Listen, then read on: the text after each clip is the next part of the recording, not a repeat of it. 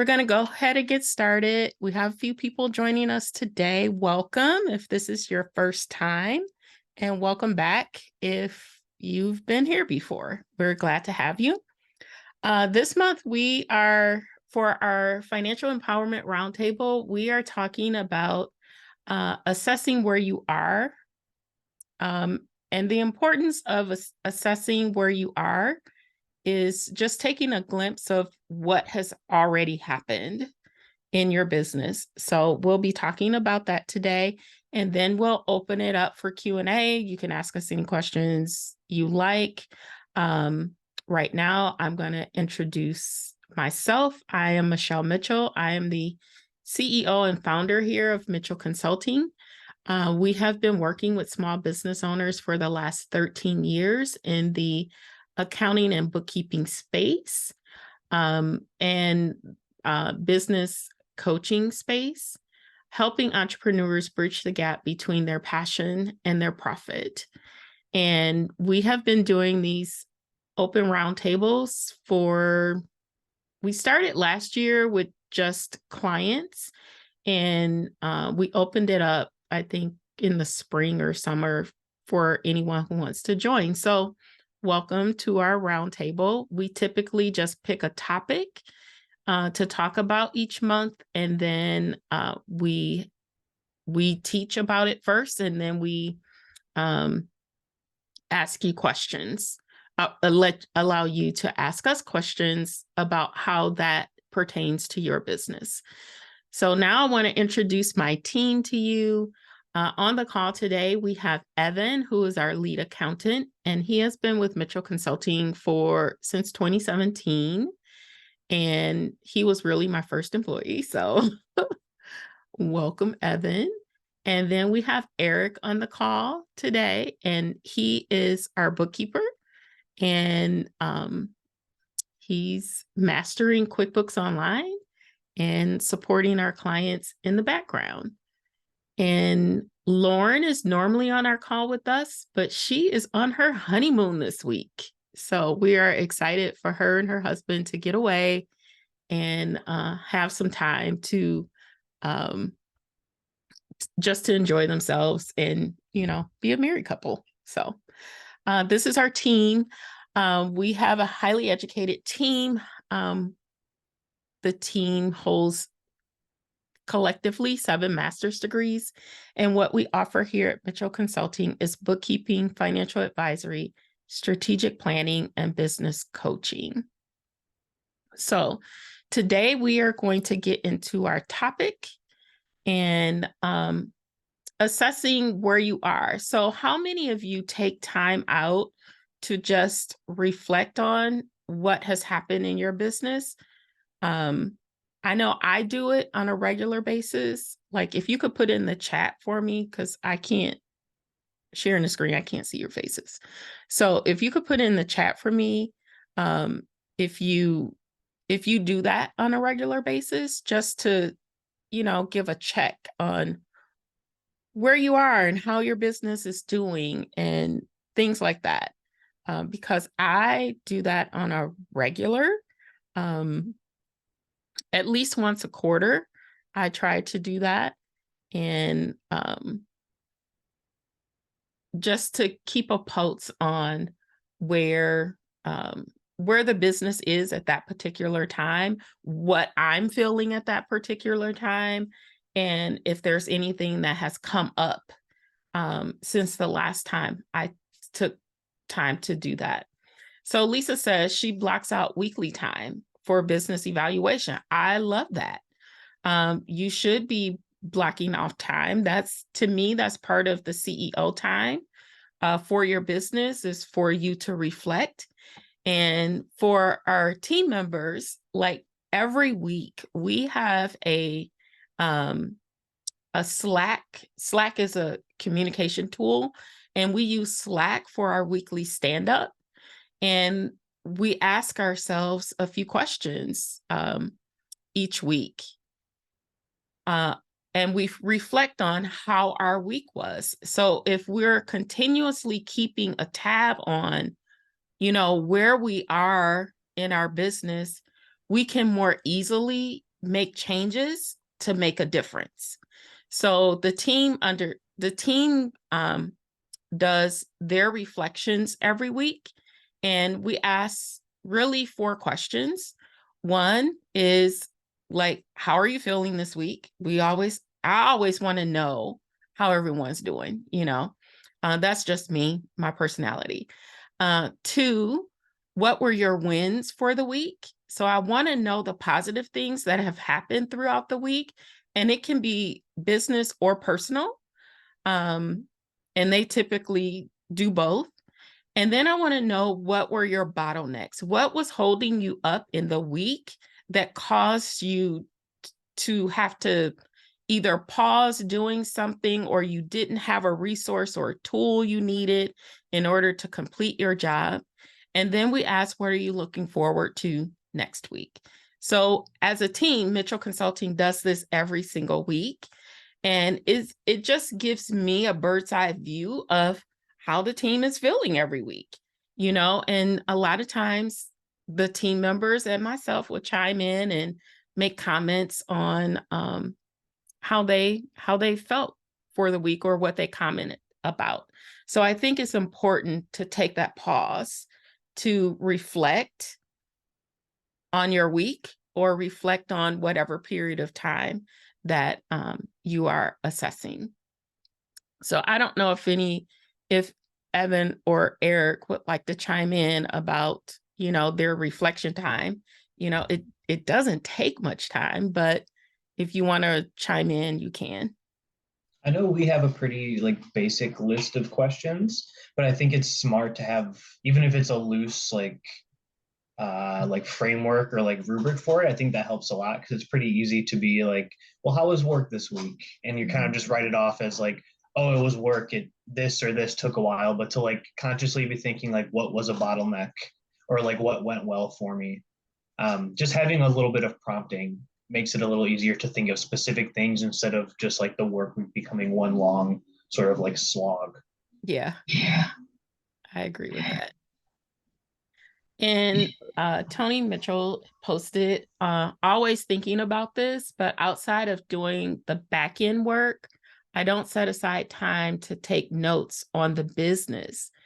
I do talk about this with my team, though, at our team meetings. So that's good that you talk about this with your team. But as the owner of the business, I think you need to have some quality time with yourself every week to do reflections, because otherwise you just get caught up in the day-to-day doing of the business. And your job as CEO is to catch things that are happening in the moment so you can make adjustments quickly. And when you set aside time to do this, you can make shifts and changes more quickly.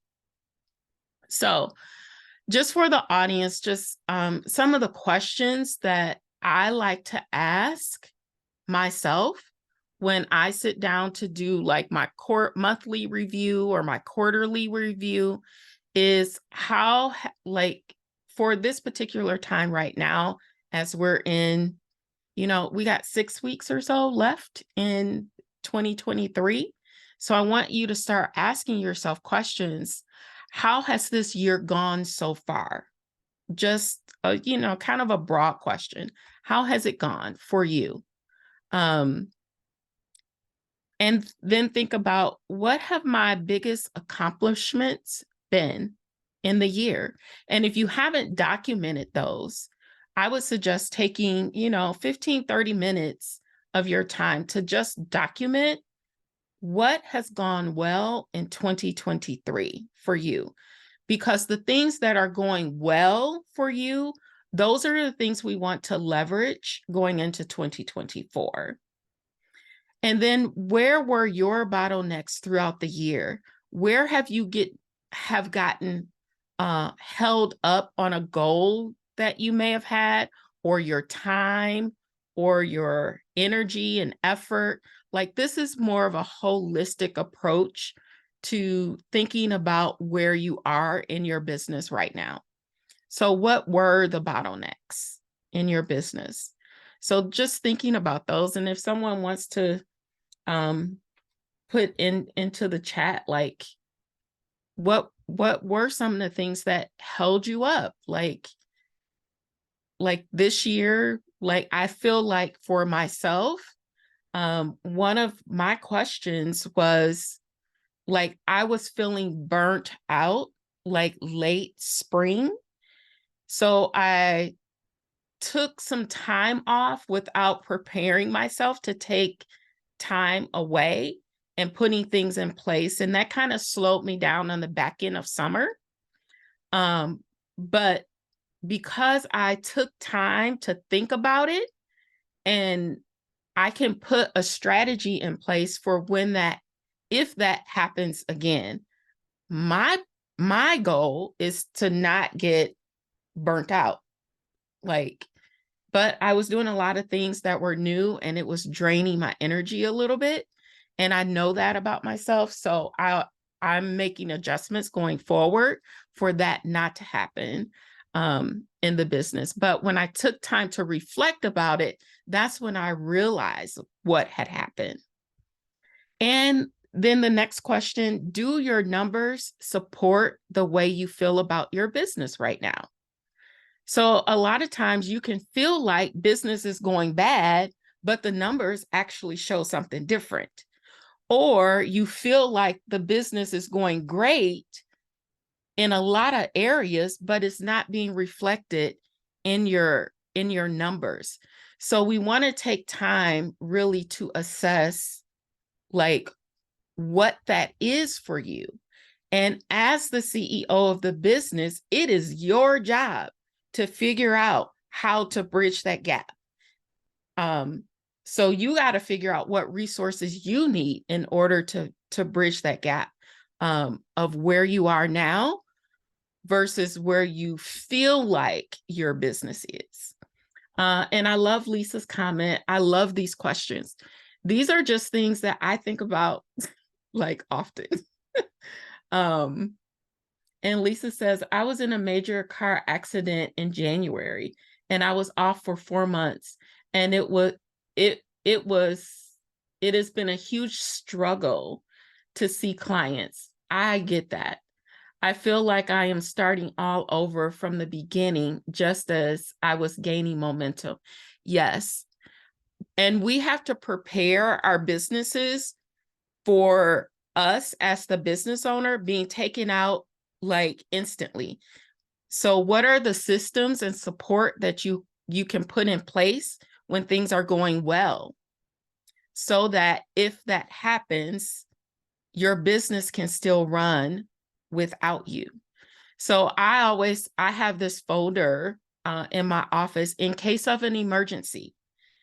And I have specific instructions for one, my husband to do, and then how he should direct my team to respond. So in case of an emergency, these things will happen for me. So, oh, good. So Lisa, you hired 2 people. Very good.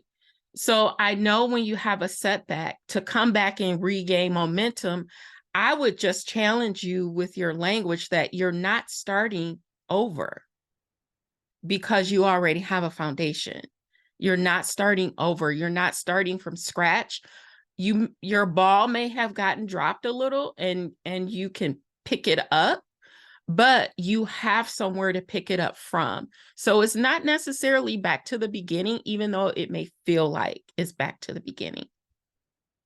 How would this work as I am the only employee? Yes. So if you are the only employee of the business, and I've been there, a solopreneur. So as a solopreneur, everything falls on you and you don't have anyone to give tasks to. This is where your systems and automations can come into play. So if you can create, for instance, if you need to let your clients and potential clients know that something has happened to you, you need some type of automated way to do that. So I would say use technology as your friend and set up these automations in your business when you're the solopreneur. Also, when you're the solopreneur, I like to partner with my colleagues that kind of do the same work that I do. And if something comes in that I couldn't handle, I do have someone else that can step in and kind of do some of the work for me while I'm in the recovery mode. Um, you're welcome, Lisa. I'm going to come off screen once we get through these pieces so we can have Q&A. So thank you for that. I really appreciate that. So next, so the other thing about assessing where you are is knowing your numbers. Like, do you even know what they are? So the first number, everyone on this call, every business owner should always know, what is your year-to-date sales number? So everyone should know that number, whether you have a bookkeeping system or not. You need to know what's your sales number. The other numbers I like for you to know and to assess. So let me go back to year-to-date sales first. Year-to-date sales, one, you need to know what the total number is, and then what the distribution is of how you made that revenue. So the service line items or the product line items that make up the total. So do you know what is not profitable, the most sales you've had per service line item or product line item? Do you know that number? Because you should. The second thing is your gross profit margin number or percentage. Do you know how much it costs you in order to gain $1 in sales? A lot of business owners don't know this number, and that's where we can step in to help you decipher what that number should be. But you should know how much it costs you as a business to generate $1 in sales. And that's your gross profit margin. And then how much does it cost you to run the operations of your business? So these are the expenses that keeps your business afloat. These are softwares. This is rent. This is paying contractors. This is buying supplies or doing marketing or, well, marketing is not part of operations really. It's to boost your sales number. But anything for the operational purposes, your cell phone, your internet, your co-working space, your mailing, mailing, printing, those things, operations of the business. What does it cost you? You should be able to know this number. And you should be able to look at the operations of your business and look at how much it costs you and then see where you have inefficiencies. And if you don't know how to do that, we can help you with that. The other question, this is a big one for me. Are you paying yourself consistently? And if you aren't paying yourself consistently, what needs to happen so that you can? And sometimes you just need someone to help you figure that out so that you can pay yourself consistently. Because one of the things that is really a passion for mine is to end entrepreneurial poverty, which is entrepreneurs, we take care of the people that we serve, and we take care of our vendors and people on our teams, but then we leave ourselves to the last. So there may need to be some adjustments that need to happen there, whether it's increased sales or increased pricing because you don't have enough margin so that you can pay yourself. These are the things we need to think about when we're doing an assessment for where we are today. And then because we're in November, your tax liability needs to be top of mind right now. And if you haven't talked to your CPA yet, you need to get on their calendar between now and mid-December, because what we need to know is what your tax liability strategy should be for the remainder of the year, so that as your small business accountant, we can make sure you get those things in place so that you can reduce your tax liability or have enough funds available so that you can pay the IRS and the state when it's time to file your tax return. And then, not to mention the last thing, what is your net profit? Because your net profit is actually what you're going to pay taxes on. So if you have a large net profit, we can create some strategies within your business between now and December 31st, so you can use the net profit that you have to propel your business next year, but taking the tax advantage for 2023. We need to know that before the end of the year. So right now is perfect timing to understand what that number is, put a strategy in place so that we can reduce that tax liability by December 31st. All right, so that's what I have. Evan, do you have anything you would like to add to what I just talked about? And I'm going to come off screen so we can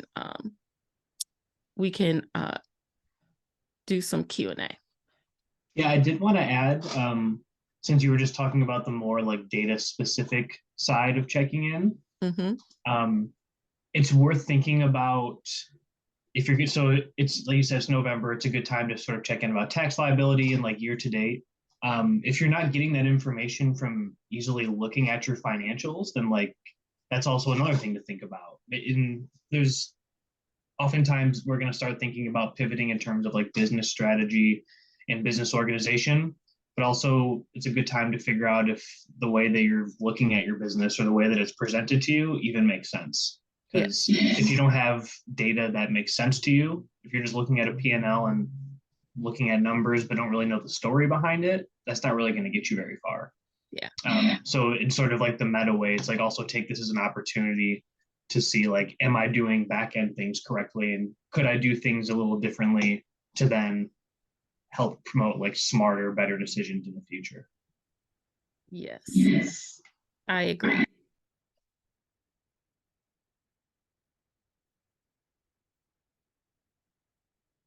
Anyone else have any questions about that?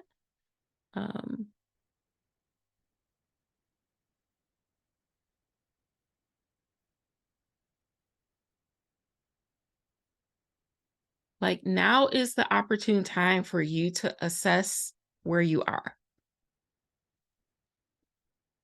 I know that we did have a question.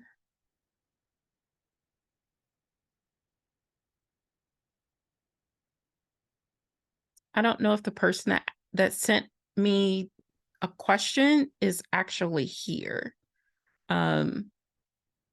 We did get another one in the chat too. There's another one in the chat. Is there any program or software besides QuickBooks for solopreneur to use? So there is, Rebecca, remind me, you're a realtor, right? Yes. So there is, within the QuickBooks suite of products, there is self-employed. It's not as robust as QuickBooks Online, and it's a little bit cheaper, I believe. It's around $15 a month. It is well worth it because you connect it to your business bank account, and from your business bank account, you're able to swipe left and swipe right, right? So as a business owner, like, you get to take deductions from your business. Some of the expenses that you have in your life, for instance, the one I like to use is your cell phone bill. Like, if you're using your cell phone for business, that is tax deductible for you as a solopreneur.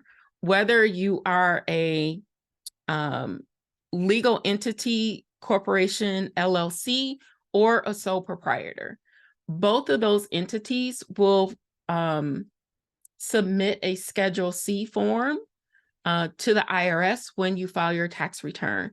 Therefore, you can deduct your cell phone charges as a business expense.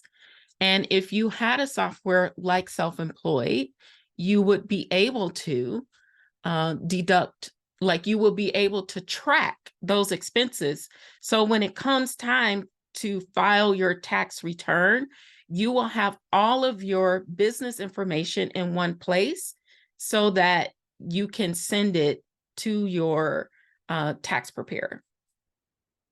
Does that help with that, Rebecca? There is another software. I haven't used it a lot, but it is called Wave, W-A-V-E. And here's the thing about Wave. You can put data in, but you can't get it out easily. So if you grow or you want to switch platforms, it's not that easy to get the data out. So I would just caution you on that one.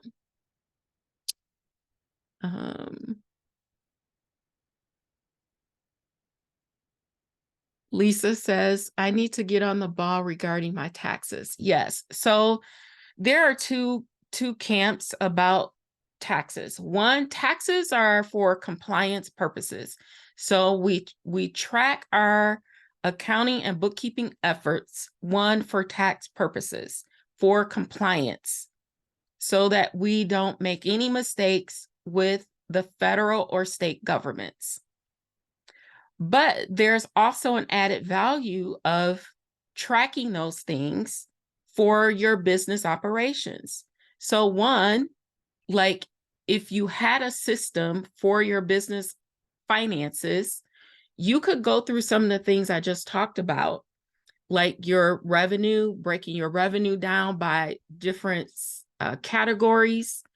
You could look at your gross profit margins, your operational expenses, your like how much you're paying for marketing and advertising. Like you can use these systems to help you with business decisions. So not only are we checking the box for compliance, but we also want to check the box for business growth, right? We want to be able to tap into the data that we're collecting for compliance reasons so that we can make better business decisions. And that's what a tool like QuickBooks Online, Wave, NetSuite, Xero, any of those softwares will allow you to do more easily than if you were paper or with spreadsheets. So yes, now is the perfect time to get on top of like what you need for the compliance piece of your business for 2023. Lisa says, I have used Wave and stopped using it because I couldn't transfer information. Exactly. You can't transfer the information out, and the information is yours. Even if you hired Mitchell Consulting to do your accounting work for you, it is not our information. It belongs to you. We will freely give it back to you. You freely have access to it if you want it. One of the things that we do really well for our business owners is that we do it for you so that you can focus on the things that you can do that will bring income into your business. And I was talking to one of our clients yesterday, actually, and her comment was, you guys just make it so easy.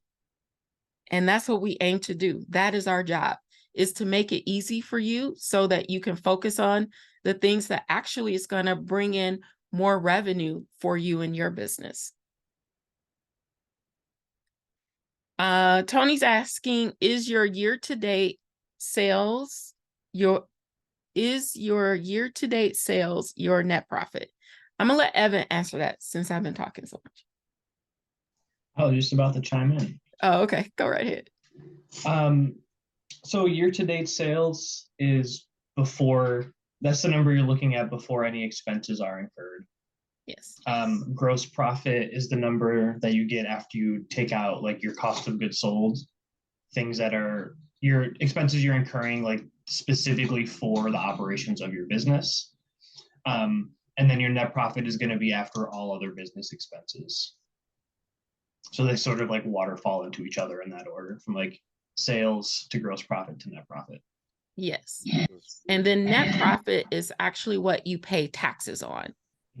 So once we get to the net profit number. So is year to date before everything else? Is like your. I can't hear you. Can you hear me now? Maybe so. No. You can't hear me at all? I I can't. can. It's just quiet. But Yeah, yeah, it's just low. he was just was saying. I think he said it's year to date before everything else. Like his sales before everything else. Which is it's just year to date revenue. Like all the money that came in. Okay, that's what I was making sure of. Okay. And it is also nice to, like Michelle said, you ultimately are going to be paying taxes on your net profit, but all three of those numbers are important because it can sort of start to inform how you're structuring your business and also like potentially what services you're providing. Like you might find that you have a really, really busy year where sales are way higher than the previous year, but your net profit or gross profit is smaller than the previous year because maybe you're not working as efficiently as possible, or the services you started to provide more are costing you more than you expected them to. So it's good to sort of keep an eye on, yeah, like total capacity in terms of sales, but also like what is it actually costing you on the dollar to be making those sales. And you can start to sort of assess, is this service worth it? Is this method actually worth it? Sort of weighing those numbers also against how you're feeling in terms of like workload and like pressure and just like available time in your life. Yes. Because sometimes we begin to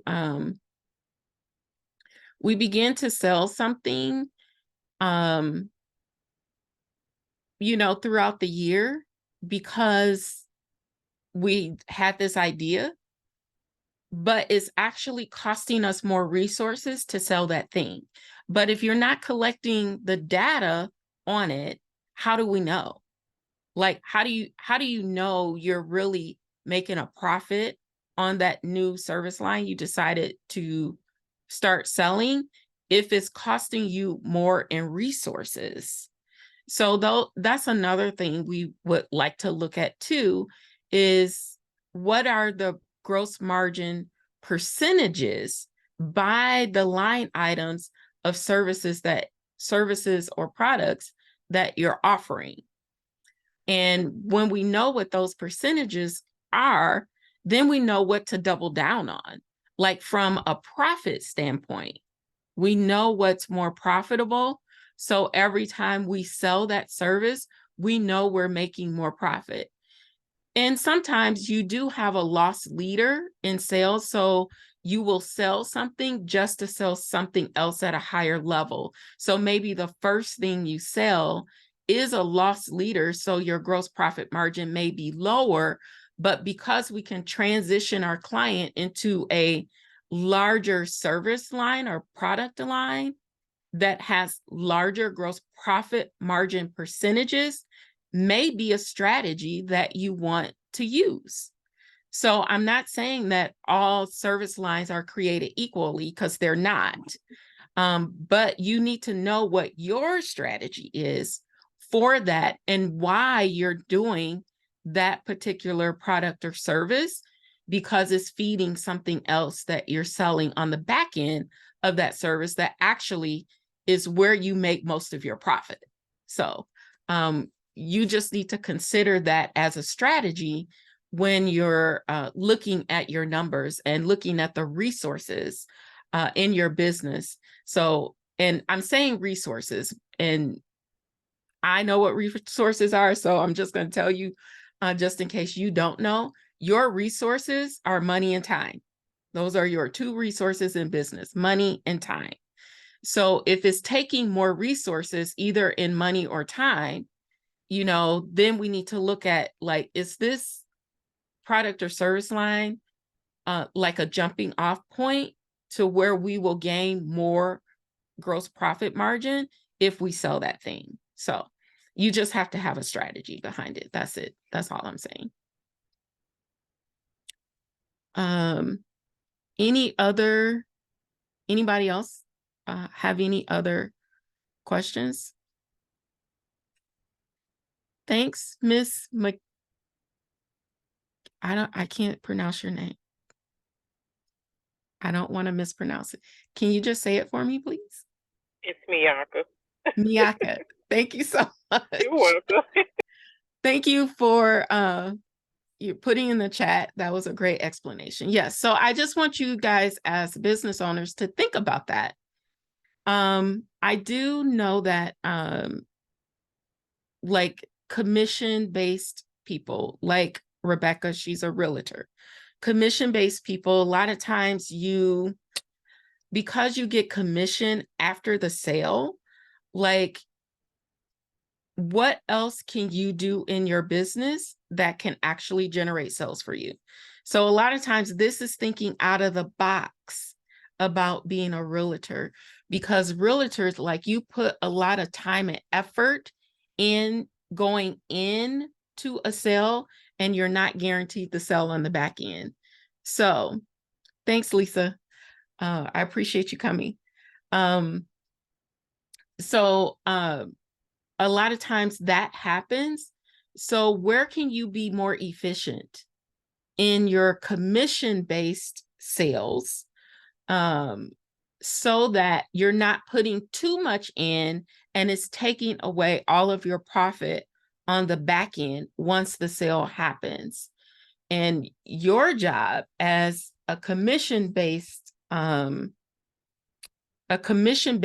business owner is really to shorten the gap, to shorten the amount of time from when you get the client to when the sale happens.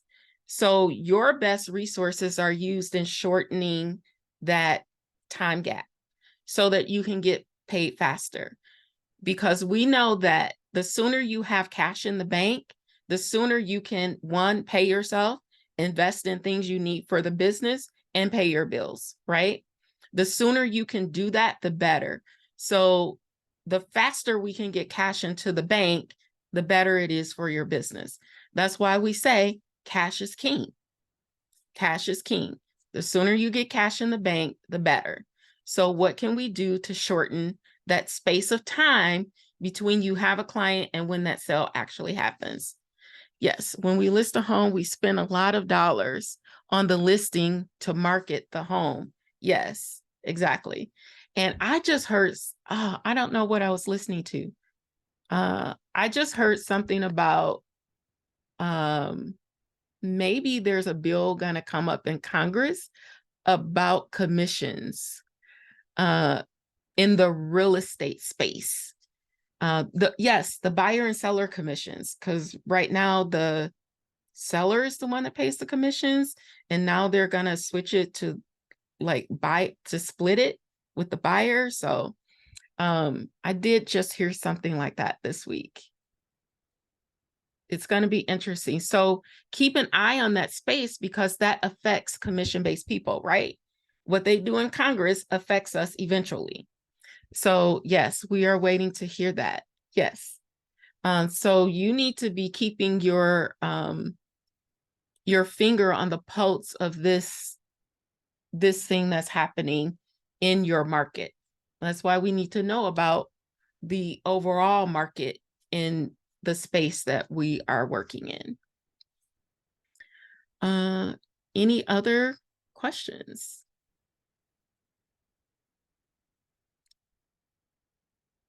Okay, so I'm going to share my screen again, just so we can go back and recap a couple things that I said. So in the reflection questions, when this, especially this time of year, but this should be more, you should be more proactive about this on a weekly or monthly basis about reflecting about your business. How is it going? You want to ask yourself that question. What are your biggest accomplishments for whatever period of time? We always want to think about like where our wins are, because we get bombarded so much with the negative things that happen. We really have to remember what is going well.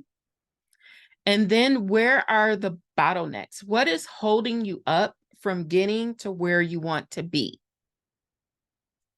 And asking yourself that question. And do the numbers support the way you feel about your business right now? And sometimes they do, and sometimes they don't. But it's up to you as the owner to assess that and know where, like, what space are you taking up here? You know, are you, what space is it taking up? Are you allowing negative things to impact you without you looking at the data that shows something different? So look at the data. And in looking at the data, knowing what your year-to-date sales number, like you should know that at all times. What you might need help with is knowing what your gross profit margin number or percentages are, and then keeping an eye on what it costs you to operate your business. Paying yourself. You need to be consistent about paying yourself, even if you start out just paying yourself, $25 or $50 every 2 weeks.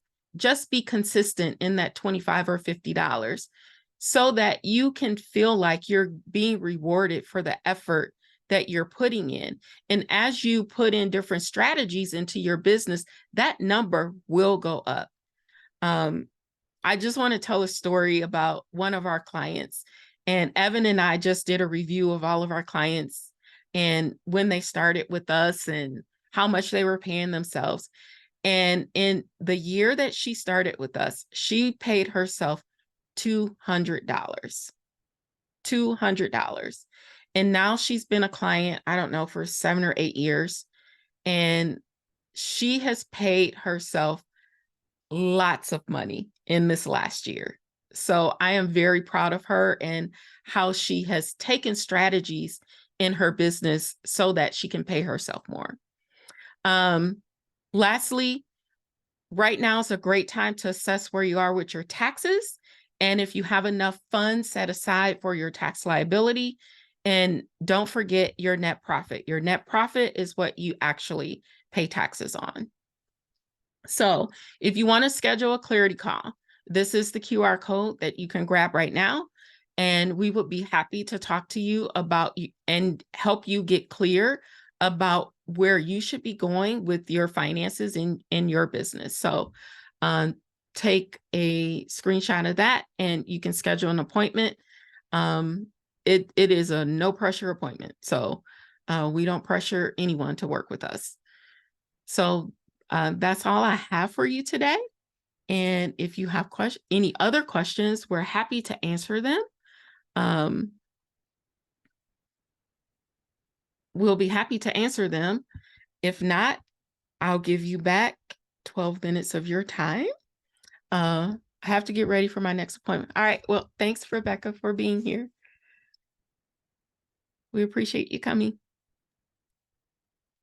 Yeah, all the nerds are gone. Can you hear me now? Yes. Now you can hear me? Yes. Why is it so quiet? I feel like you're about to freestyle holding the mic like that. I just leave it on my desk. I don't know why it's so quiet today. That was cool. Thank you. Yeah. I didn't know about whatever my question was about.